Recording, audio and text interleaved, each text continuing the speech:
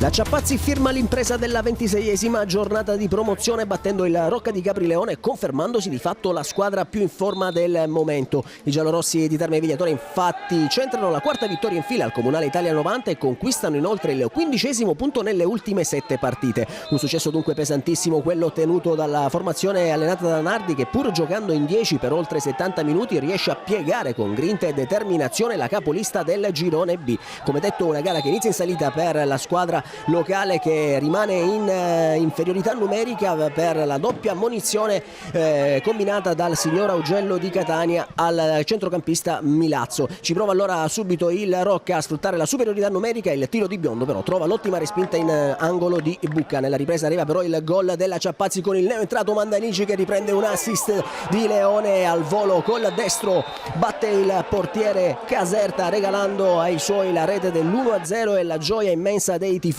giallorossi. Un gol pesantissimo dunque quello messo a segno dal classe 92 Nino Mandanici al suo 6° centro in campionato.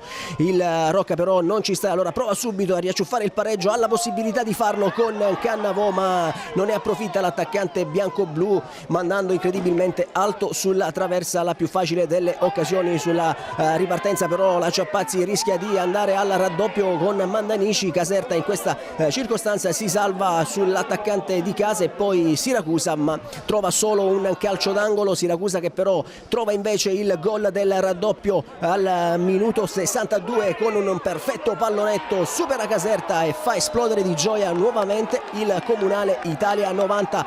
Raddoppio dunque della squadra allenata da Nardi, gioia incontenibile per il classe 94 che arpiona perfettamente un servizio di Leone con uno splendido pallonetto, scavalca l'estremo difensore del Rocca per il gol che vale il 2-0 per la Ciappazzi. Poi però il Rocca prova a venire fuori dal guscio e allora diventa un assedio quello della squadra allenata da Ferrara, che prova in tutti i modi a riaprire il match. Ci provano Lucarelli, Biondo che trova la grande parata del portiere Crisafulli, che nel frattempo aveva preso il posto dell'infortunato Bucca. Crisafulli che si salva anche sulla conclusione di Cannavò. Ci provano in tutti i modi i ragazzi di Ferrara, anche Russo però non inquadra lo specchio della porta.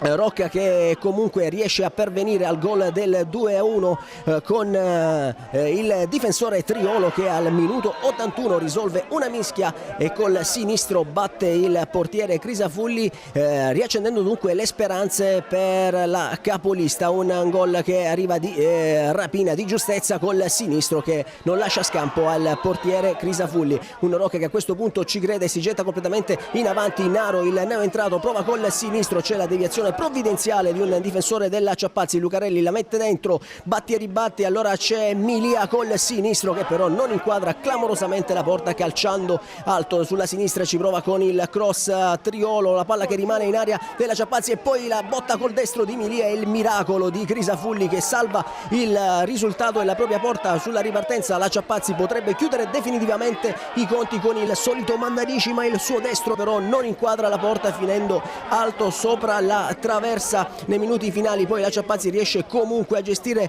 il risultato e finisce dunque così 2-1 per la Ciappazzi, che sale in classifica a quota 27 punti portandosi al 12° posto e a 3 lunghezze dalla salvezza diretta. Rimane invece saldamente al primo posto il Rocca, che mantiene 7 punti di vantaggio sul CUS Palermo.